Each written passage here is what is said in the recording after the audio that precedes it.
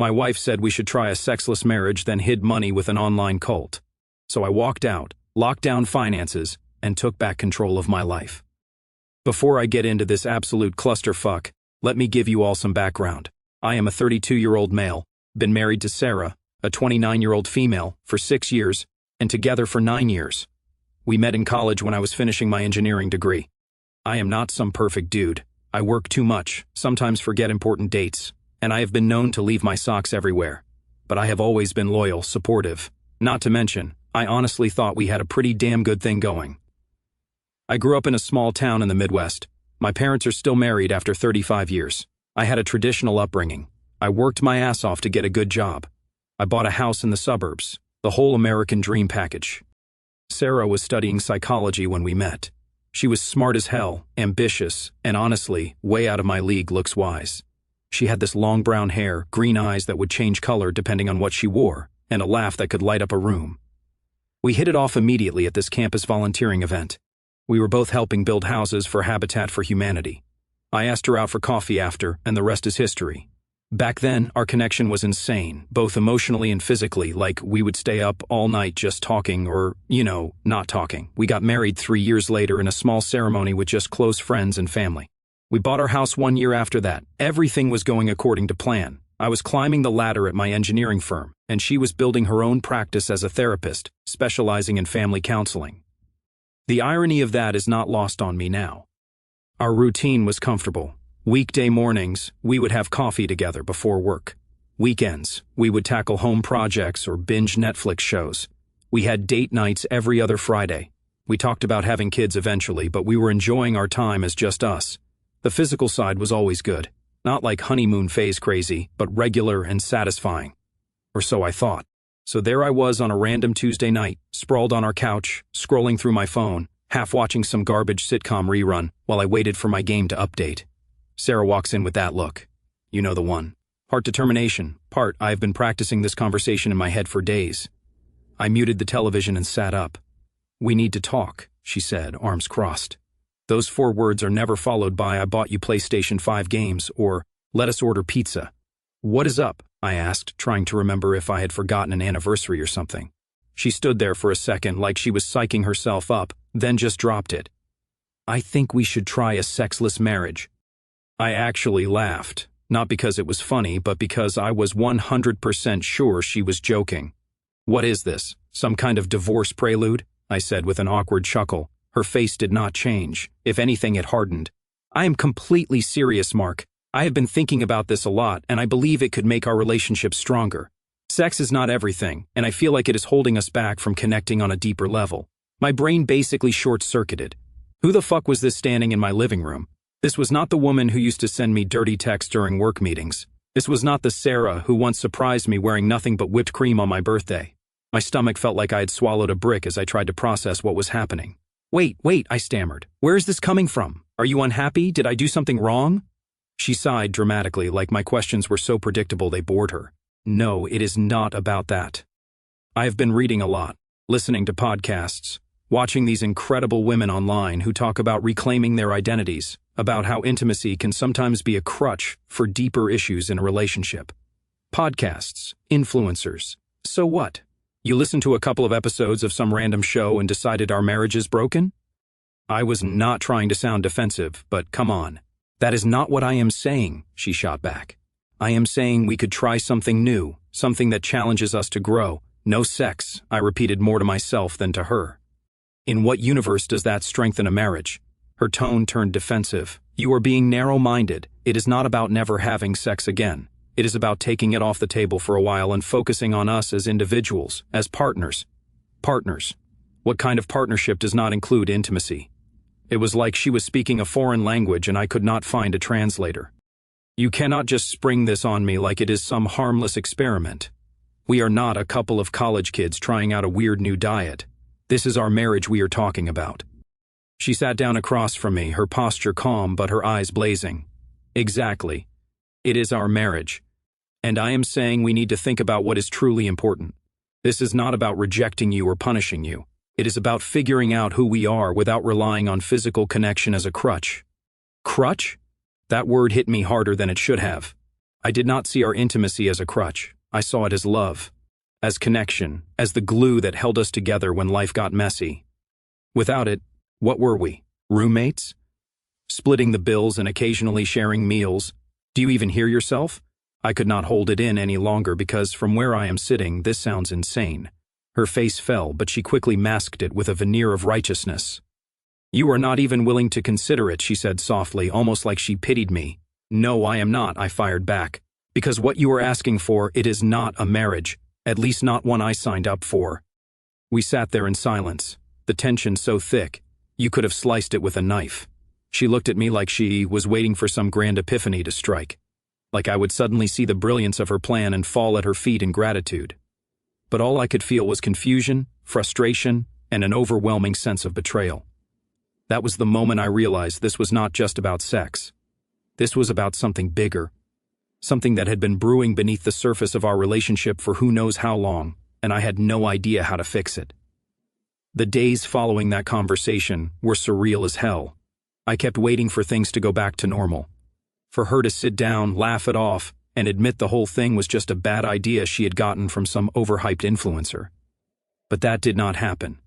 Instead, it felt like I was living with a stranger. At first, it was subtle. She started spending every waking minute on her phone, always with earbuds in, always intensely focused on whatever she was watching or reading. I would catch snippets of motivational speeches or self-help mantras if I walked past her. The value of a woman does not lie in her ability to please a man, I heard one day as I came into the kitchen. She quickly paused it like a teenager hiding something from their parents. Interesting stuff? I asked, trying to sound casual. She just shrugged. Just some things I have been thinking about. That damn shrug, man. Sarah used to talk my ear off about everything. Her day, something she read, random thoughts at 3 o'clock in the morning. Now she was giving me one-word answers and shrugs like a teenager. Then her appearance changed. Sarah always had a casual style, jeans, hoodies, t-shirts. Suddenly, she is dressing like she has got corporate board meetings every day. Blazers, slacks, button-up shirts. Even her hair changed. She chopped off her long brown hair that I loved into some kind of severe bob with bangs. When I first saw it, I literally did a double take. 6 years of marriage, and she never once mentioned wanting short hair. You look different, I said one morning as she put on lipstick on a Saturday when we had no plans. Thanks, she replied without looking at me. Are you going somewhere? I asked.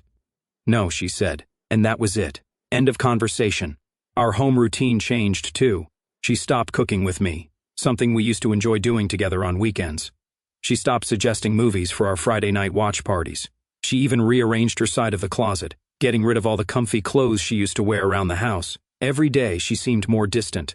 The woman who used to curl up next to me on the couch was now sitting ramrod straight in a separate chair, engrossed in her phone.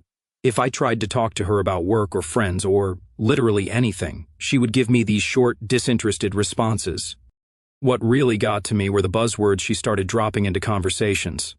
Suddenly, everything was about emotional labor, male entitlement, setting boundaries, and feminine energy. Terms I had never heard her use in all our years together. I am focusing on finding myself, she said one evening when I tried to bring up what was happening between us. Finding yourself? What does that even mean?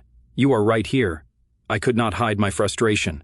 You would not understand, she replied, her voice flat. That line cut deeper than it should have. Was I suddenly too dense to grasp what was going on in my own marriage? We used to be able to talk about anything. Now I was being dismissed like some clueless idiot. I tried to maintain some normalcy. I kept inviting her to watch shows with me, to go for walks, to visit our favorite restaurants. She would either decline outright or agree, but then spend the entire time distracted by her phone. Sex was completely off the table. Of course, if I even touched her casually, a hand on her shoulder or a kiss on the cheek, she would stiffen or subtly move away.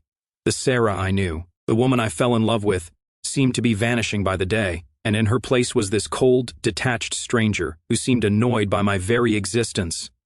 About 2 weeks after the initial sexless marriage bomb, Sarah marched into the living room while I was watching basketball. Without saying anything, she sat down and thrust her phone in my face. Look at this, she demanded, pointing to an Instagram post. It was from some account called Patriarchy Smashers with about 200,000 followers. The profile was full of quotes about female liberation and breaking the chains of male expectations. The post she showed me was a long rant about how sexual relationships with men were tools of oppression. and how women could reclaim their power by rejecting the male gaze and physical demands. "What do you think?" she asked, staring at me like I was about to be tested. I took a moment to actually read the post. It was basically claiming that any woman in a traditional relationship was being subjugated, that sexual intimacy with men was inherently oppressive, and that true liberation came from disconnecting from male validation. The comments were full of women praising these insights and sharing how they were setting boundaries with the men in their lives. What do I think? I think this is absolute bullshit, I said, honestly. This person does not know us or our relationship. How could some random Instagram feminist know what is best for our marriage? Her eyes narrowed. It is not about her specifically, she said with this condescending tone I had never heard from her before. It is about the concept. Do you not think there is truth in how society conditions women to believe their worth is tied to sexual desirability? Sure, in theory, but that is not our relationship. I have never treated you like that. You are seriously going to let some #activist influence our marriage? She sighed dramatically. This is exactly what I expected. You are completely closed off to new perspectives that challenge your male privilege. Male privilege? In the 9 years we had been together, Sarah had never once used phrases like that. Now suddenly, I am the patriarchy. New perspectives or brainwashing? Because this does not sound like you at all, I said, trying to stay calm. She stood up abruptly. You would not understand. Your entire life experience is filtered through male entitlement. Then she walked out, leaving me sitting there wondering what the fuck happened to my wife that night. I lay in bed next to this stranger, staring at the ceiling, trying to pinpoint when everything changed. She was right there, inches away, but somehow miles apart. The woman I had built a life with, planned a future with, seemed to have been replaced by some radicalized version I did not recognize. The next day, I came home from work to find her organizing some kind of women's circle in our living room. 5 women I had never met were sitting in a circle on our floor, burning sage, which I am allergic to, by the way, and taking turns talking about dismantling internalized misogyny or some shit. Sarah barely acknowledged me as I walked in. We will be done in a couple of hours, she said dismissively, like I was some delivery guy interrupting their important ceremony. I grabbed my laptop and retreated to our bedroom, listening to these strangers in my living room talk about how men were basically the source of all evil in the world. One of them was going on about how she had freed herself from the male gaze by cutting off her husband's physical access to her body. The others murmured their approval and validation. Was this what Sarah was planning, complete physical estrangement? I felt sick to my stomach. This was not a rough patch or a communication issue. This was my wife being systematically turned against our relationship by some radical ideology. After tossing and turning all night, a disturbing thought crept into my mind. What if there is someone else? I fucking hated myself for thinking it, but it made a weird kind of sense. The sudden emotional distance, the appearance changes, the secretive behavior with her phone. People do not just wake up one day and decide to drastically change their marriage, unless something else is going on. While she was in the shower the next morning, I did something I had never done before. I tried to check her phone. It was locked, of course, and the passcode had been changed. We used to know each other's passcodes, not because we snooped, but because we had nothing to hide. When did that change? Later that day, I started paying closer attention to her behavior. She was constantly glued to her phone, angling the screen away when I walked by. She would disappear into our home office for hours, claiming she was journaling or participating in women's empowerment workshops. Every notification made her jump to check her phone. If I walked into a room while she was on it, she would quickly switch apps or turn the screen off. Classic guilty behavior, right? One night, I pretended to be asleep when she got into bed. She immediately reached for her phone and started typing away, occasionally smiling at whatever response she was getting. Who the hell was she texting at midnight, and why did it make her smile when nothing I had done in weeks had earned more than a cold stare? Who are you always texting? I asked the next evening as she furiously typed on her phone. She looked up startled, then composed herself. Just some women from my feminist collective. We are discussing the systemic oppression inherent in traditional marriage dynamics. Your feminist collective? Since when are you in a collective? Why does it matter to you? She snapped. Are you trying to control who I talk to now? That is textbook patriarchal behavior. It matters because you are my wife and you have been acting like I am your enemy for weeks now. Do these strangers know more about our marriage than I do? Maybe they understand me better than you do, she said coldly, then got up and left the room. That comment felt like a slap in the face. 9 years together and suddenly some online collective understood her better than me. I started noticing other changes too. She would put her phone face down whenever I was nearby. She would take calls in another room, speaking in hushed tones. She changed all her passwords, email, social media, even our shared Amazon account. One afternoon, I came home early from work and heard her laughing in her office. A genuine, joyful laugh I had not heard directed at me in weeks. When I knocked and opened the door, she quickly ended her video call and switched to a blank document on her screen. "Sorry, did not mean to interrupt," I said, watching her face carefully. "It is fine. Just wrapping up," she replied, not meeting my eyes. "Who were you talking to? Sounded like you were having fun." "Just the collective. We were discussing dismantling beauty standards." "Yeah, dismantling beauty standards. Real hilarious topic." The paranoia began eating away at me. Every little thing felt like evidence. The phone glued to her hand, the locked screens, the vague answers, the late-night texting, the secret calls, the appearance changes. My mind was creating worst-case scenarios on loop. Was she emotionally cheating, physically cheating, being manipulated by some kind of cult? I could not concentrate at work. I was losing sleep. I kept replaying our history, trying to figure out if I had missed warning signs. Had she been unhappy for a long time? Was there someone specific who had caught her attention, or was this truly just some bizarre ideological conversion? My suspicion turned into full-blown paranoia. Every notification on her phone, every secretive smile as she typed, every late-night workshop. My mind was creating worst-case scenarios on loop. One night she fell asleep early and her laptop was still open on the kitchen table. I knew it was wrong, but I was desperate to understand what was happening. I expected to find her browser history cleared, but instead I hit the jackpot. She had forgotten to log out of her email. Most of it was newsletters, from these feminist accounts and updates from various empowerment forums. But then I saw a folder labeled personal with dozens of emails from someone named Alex. I clicked on one from 2 weeks ago. "Sarah, our conversation last night was incredible. I have never connected with anyone on such a deep level. You are truly awakening to your authentic power, and it is beautiful to witness. The way you described your situation at home, it is so common. Men simply cannot understand the emotional labor women perform daily in heteronormative relationships. You deserve so much more than what you have settled for. I cannot wait for our call tomorrow. Alex." Another, more recent. "I'm so proud of you for setting boundaries. That is a huge step. Remember, you do not owe him physical intimacy. Your body is yours alone. These feelings of guilt are just your conditioning. Break free from that. I am here for you whenever you need to talk. Same time tonight, Alex." Who the fuck was Alex? Was it a man? A woman? It was not clear from the emails, but whoever it was, they were clearly encouraging Sarah to blow up our marriage. I kept reading and found an email from 3 days ago. "Sarah, the more you tell me about him, the more I see the classic signs of emotional manipulation. He is trying to make you feel guilty for your personal growth. That is not love. It is control. You deserve space to explore who you are outside of his expectations. I am here to support you every step of the way. Alex." I was absolutely livid. This person had never met me, knew nothing about our relationship, and was painting me as some kind of abusive monster, and Sarah was just accepting it, feeding this stranger details about our private life. I scrolled through more emails and found a meditation group Sarah had apparently joined, led by this Alex person. There were Zoom links for nightly sessions and references to private calls they had been having. As I dug deeper, I found donation receipts. Sarah had sent money to this authentic feminine collective. $200 here, $350 there, adding up to over $3,000 from our joint account over the past month. What the actual fuck? We always consulted each other before making any purchase over $500, and here she was sending thousands to some online group. I also found a PDF titled Liberation Guide that outlined a 12-step process for freeing yourself from patriarchal relationship structures. Step number 1 was recognize your conditioning. Step number 2 was establish physical boundaries, including suggestions for creating a sexless relationship.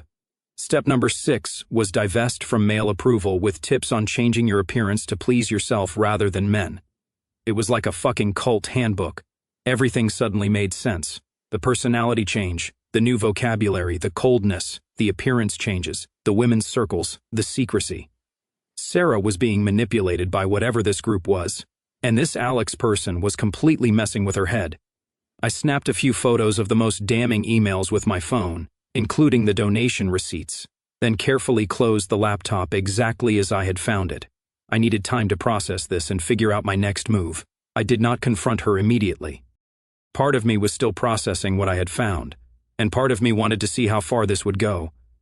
Over the next few days, I noticed she was attending these meditation sessions every night, always with her door closed and locked. I did some research on this authentic feminine collective. Their website was full of vague empowerment language and testimonials from women who had transformed their lives through the program. The founder, Alexandra Reeves, Alex presumably, described herself as a spiritual guide and feminist awakener who had liberated herself from patriarchal bondage after leaving her husband of 15 years. The site offered different membership tiers, from a basic $49 a month for access to group sessions up to a $499 a month transformation package that included private coaching. There was also a donate button for supporting the collective's mission. It had all the hallmarks of a sophisticated scam targeting vulnerable women. The breaking point came after dinner one night. I had cooked as I did most nights now, and she had barely touched her food, too busy checking the time every few minutes. "I need to go," she said, standing up and leaving her plate. "I have an important session at 8 o'clock. "Sure," I said, my tone flat. "You go lock yourself in the office with your new best friend Alex, while I clean up again." She froze, then slowly turned to face me. "What did you just say?" I put down my fork and met her gaze. "You heard me. Alex, your guru or whatever, who has been filling your head with all this shit about me being some kind of oppressive monster." Her face went white, then flushed red. "You went through my emails. How dare you invade my privacy like that? Privacy? Since when do we have secrets in this marriage? You have been talking to some stranger about our personal life for weeks, letting them convince you I am some kind of villain, and I am the bad guy for finding out? You had no right," she shouted, hands shaking. "This is exactly why I need space from you. You are controlling and possessive." I laughed, but there was no humor in it. Controlling? I have been watching my wife turn into a complete stranger, spouting phrases she never used before, treating me like an enemy, and apparently sharing every detail of our relationship with some random collective online. And I am supposed to just sit back and be cool with it? Alex understands what I'm going through. The collective supports my journey of self-discovery without judgment. They see me as a complete person, not just as an object for male gratification. Object? Are you fucking kidding me? 9 years together and you think that is how I see you? I have supported every ambition you have ever had. I encouraged you to get your master's degree, to start your own practice. When have I ever treated you like an object? You just do not get it, she said with this infuriating condescension. Your male perspective blinds you to the subtle ways you exert control. And Alex's perspective is so much more enlightened. I guess this person who has never met me, never seen us together, knows more about our relationship than I do. Alex is helping me find my authentic self. Your authentic self was just fine before this cult got its hooks in you. Her eyes narrowed dangerously. It is not a cult. It is a supportive community of like-minded individuals who understand the female experience. A supportive community that encourages you to blow up your marriage? That tells you your husband is manipulative and controlling based on absolutely nothing? That has you changing everything about yourself? Sounds like the textbook definition of a cult to me. You are just threatened because I am no longer centering my life around your needs and desires. Centering your life? When have I ever asked you to do that? You are the one who changed overnight. You are the one who decided our marriage should suddenly be sexless. You are the one spending every waking moment getting brainwashed by strangers online. The argument escalated into the worst fight of our marriage. She called me toxic, controlling, emblematic of patriarchal entitlement. I called her brainwashed, selfish, and unrecognizable. Then I brought up the money. And by the way, I know about the $3,000 you have given them from our joint account. That stopped her cold. How did you? I saw the receipts in your email. You have been sending hundreds of dollars to these people without even mentioning it to me. How is that okay? We always talk about big purchases, but suddenly you are funneling thousands to some online guru without a word. It is an investment in my growth, she said, but she had the decency to look slightly embarrassed. It is a fucking scam, Sarah. These people are taking advantage of you. They are isolating you from your support system. That is what cults do. They convince you that everyone who questions them is your enemy. They get you to change your appearance, your language, your relationships, and then they take your money. You do not understand what this means to me, she insisted. But I could see a flicker of doubt in her eyes for the first time. At one point, I finally asked the question that had been burning in my mind. Are you sleeping with Alex? She looked at me like I had slapped her. How dare you? That just shows how little you think of me, that you immediately assume I am cheating. What am I supposed to think? You suddenly want a sexless marriage. You are constantly hiding your phone. You are having private sessions with some guru who is telling you your husband is the enemy. Connect the dots for me, Sarah. I would never cheat on you. The fact that you would even suggest it just proves you do not know me at all. I do not know you anymore because you are not the same person. The Sarah I married would not join some online cult and let them dictate our relationship. She stormed off to the office, slamming the door behind her. I heard her lock it, and minutes later the muffled sound of her talking to someone, presumably her precious Alex. I sat in our kitchen, surrounded by the ruins of the dinner I had made, wondering how the hell we had gotten here. Something had to give.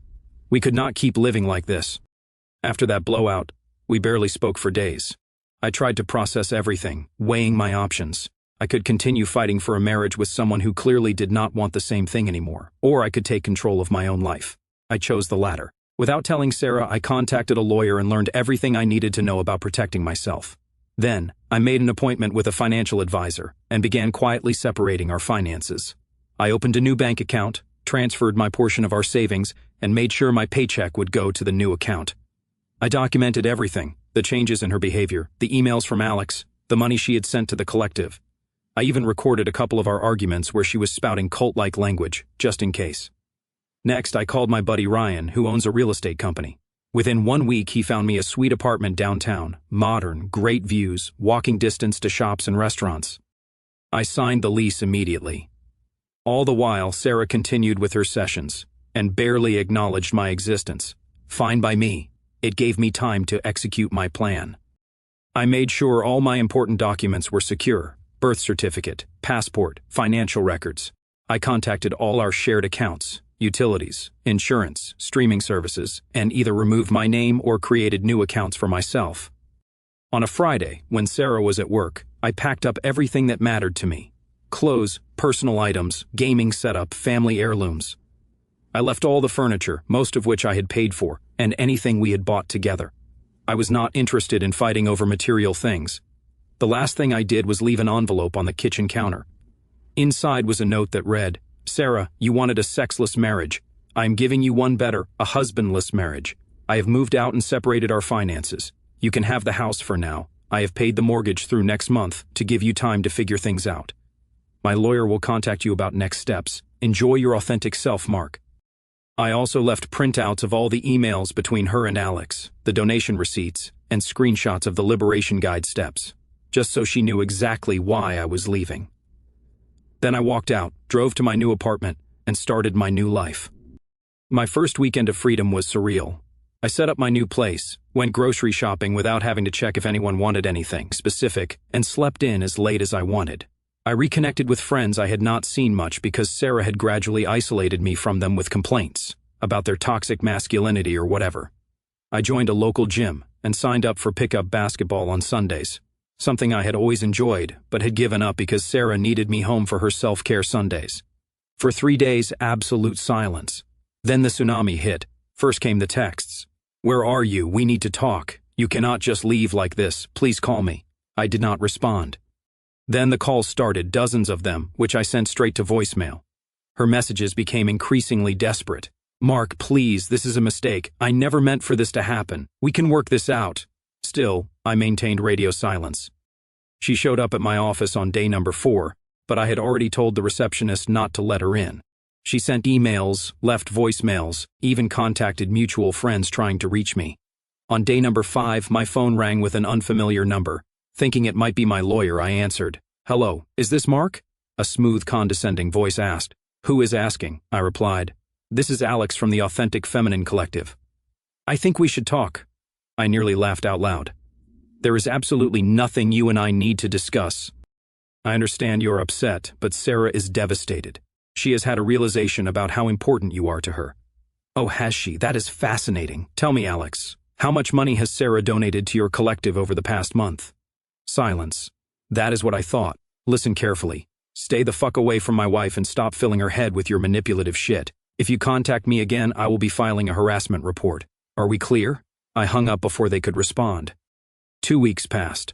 I settled into my new place, reconnected with friends I had not seen in ages, and started hitting the gym daily. I was sleeping better, eating better, and feeling more like myself than I had in months. My lawyer informed me that Sarah had been served with separation papers. She had not contested anything yet, which surprised me.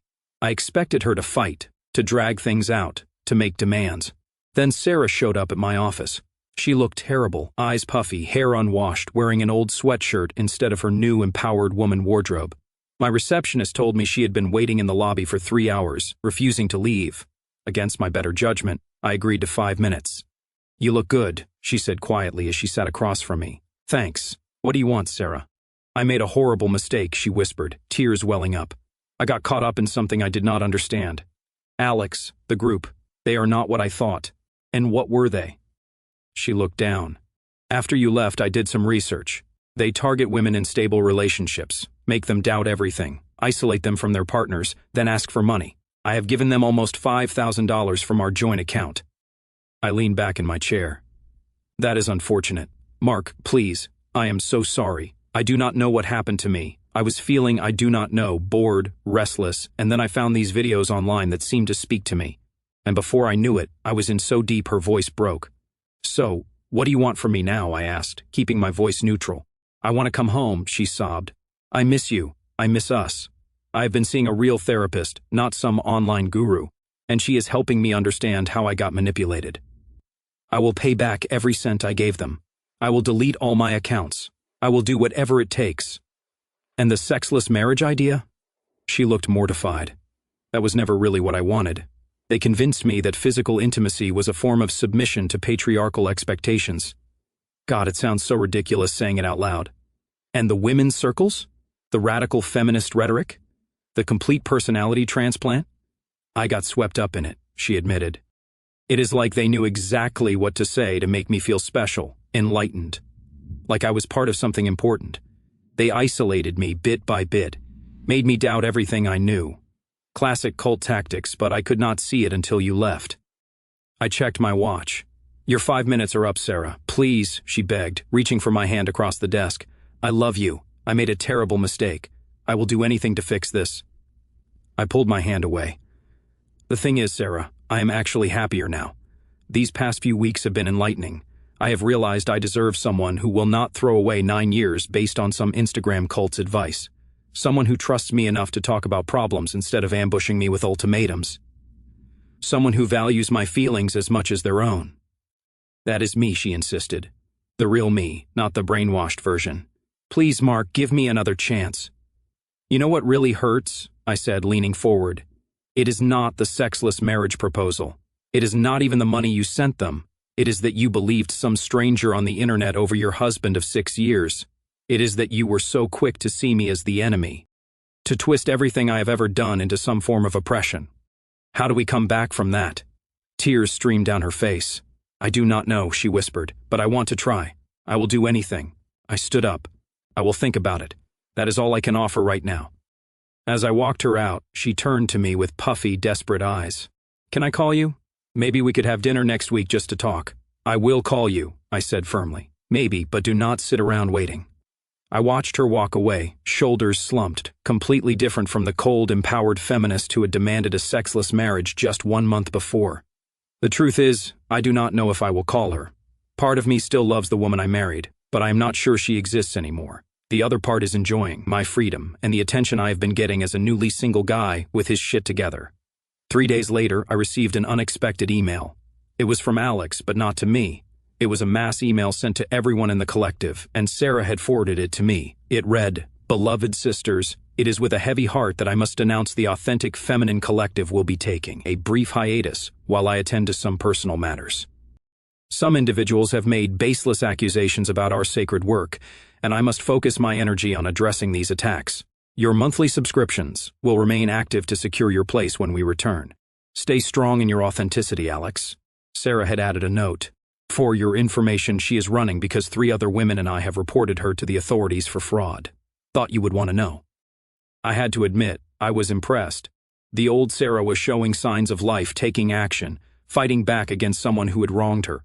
It was the first glimpse of the woman I had fallen in love with that I had seen in months. That evening, my doorbell rang. It was Sarah again, but different this time. She looked more put together. Her hair was back to its natural style. The severe makeup was gone, and she was wearing jeans and a t-shirt like she used to. "I did not come to beg," she said immediately. "I just wanted to drop this off." She handed me an envelope. Inside was a check for $5,000. The full amount she had given to the collective, plus extra. I sold my designer clothes and some jewelry to cover it, she explained. I know it does not fix anything, but it is a start. Thank you, I said, genuinely surprised. You did not have to do that. Yes, I did, she replied. And there is something else. She handed me a folder containing printouts of emails she had sent to other women in the collective, warning them about Alex's manipulation tactics. She had also included screenshots of a support group she had started for women who had been similarly manipulated. I'm trying to help others who got sucked in, she said. It is the only way I can make something positive out of this mess. I nodded, impressed, despite myself. That is actually really great, Sarah. I am not asking for anything, she said quickly. I just thought you should know I am working on myself for real this time, not some fake authentic self-bullshit. As she turned to leave, I found myself saying, maybe we could get coffee sometime just to talk. She looked back, a glimmer of hope in her eyes. I would like that. I still do not know what is going to happen with us. Maybe we will try again, maybe we will not. But for the first time in months, I feel like I am talking to the real Sarah again, not some cult-programmed robot. And right now, I am in control of my life, my choices, and my future. Whatever happens next will be on my terms. Either way, I am calling the shots now, and it feels damn good.